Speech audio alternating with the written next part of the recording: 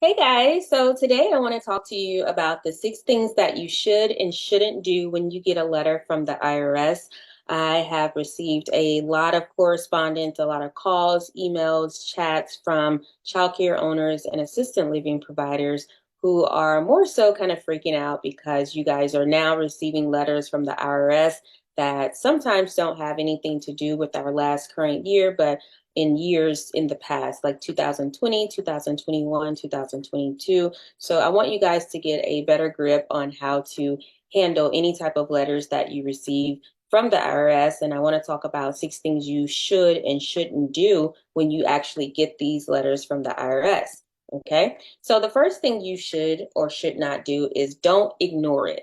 Whenever you get a letter from the IRS, most of the time the letter is going to be about federal tax returns or any type of business tax accounts. It could be in the current tax year or it can be related to previous tax years, but you definitely don't want to ignore it. The letter is going to explain the reason for the contact in regards to why the IRS is reaching out to you via letter. That letter is going to explain it to you, give you an explanation, and it's going to give you instructions on what you should do. Okay. The next thing you don't want to do when you receive a letter from the IRS is panic.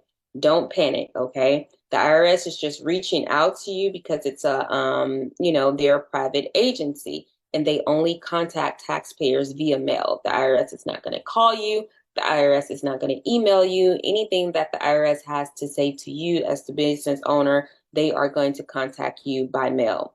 And most of the time, you as the taxpayer, all you need to do is read the letter carefully and take the appropriate action that it states in the letter. Okay.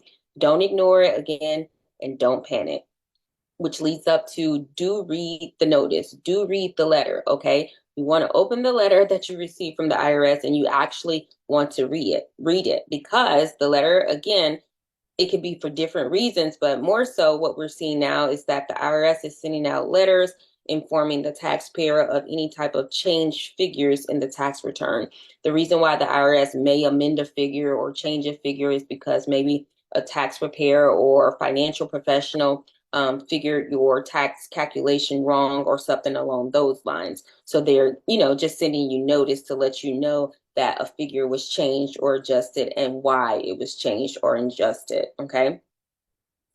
Next, you do want to respond timely. If you receive any type of correspondence from the IRS and they are giving you, a time frame, they usually will give you a date in the letter that says you have until this time and this date to respond. You want to respond timely, okay? Because any delays in the response could result in additional interest and penalty charges just for, not responding timely, okay?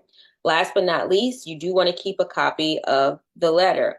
Anytime the IRS sends you any type of paper correspondence via mail, you always want to keep a copy of the letter. For those of you who may say, well, I have a portal with the IRS, I can see copies of my letter in the IRS portal. That is 100% absolutely true. But keep in mind, sometimes the IRS is a little bit behind on uploading any type of correspondence in your portal, and you may receive the actual letter that they have mailed to you, physically mailed to you first. So you just should always keep a copy of the letter. That way you will have a checks and balances. You'll have a copy of your letters that you've kept, and you're able to check those letters against whatever letters are showing up in your portal, and you'll be able to know if you're missing any letters or anything like that.